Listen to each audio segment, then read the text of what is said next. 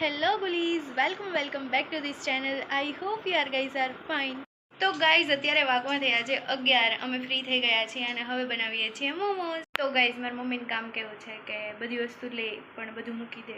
મતલબ અમારે અત્યારે કોબી ચોપ કરવી છે મોમોઝ બનાવવા માટે, તો હાથથી તો ક્યારે ચોપ કરી રહીએ.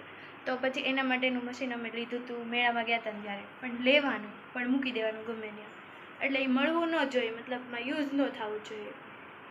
અત્યારે હું ક્યારની આ કબાટમાં મશીન ગોતું છું પણ મળતું જ નથી. ગાઈઝ મેં આમાં ગોતી લીધું અને આમાંય ગોતું, તો આમાં મને ક્યાં મળ્યું ખબર? છેલ્લે જો ઓલું વ્હાઈટ ને ગ્રીન કલરનું છે ત્યાં ઠેઠ મૂક્યું છે, ક્યારની હું ગોતી હતી, ફાઇનલી મને મળી ગઈ. અહીંયા છે ને આ બધું ચોપ કરે છે, આ બધું મેં કર્યું. હા ખબર છે. તો ગાઈઝ આદુ ને ચોટલી ઉગવા મળી, આમ જો આદુ ને તો ચોટલી હતી પણ લસણ ની પીપલ થઈ ગયા. તો ગાઈઝ હવે ફાઇનલી ચોપર મળી ગયું છે. હવે છે ને કોબીને કટ કરીને આમ મૂકવાની, એટલે કોબી મશીનને પ્રેસ કરીશું ને એટલે ચોપ થઈને કોબી અહીંયા બહાર આવશે. તો ગાઈઝ મારી કઝિન આવી છે મારા ઘરે વેકેશન કરવા માટે. Hi guys. તો ફ્રેન્ડ અમારું અહીંયા બધું ચોપ થઈ ગયું છે.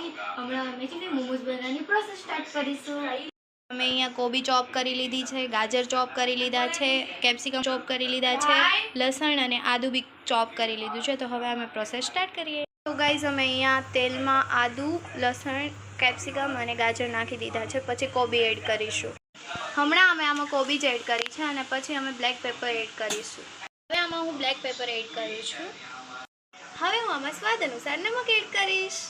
તો મોમોઝ બનાવવા માટેનું મેંદાનું ડો રેડી થઈ ગયું છે. તો હવે આમાં મોમોઝનું સ્ટફિંગ અમે એડ કરીશું.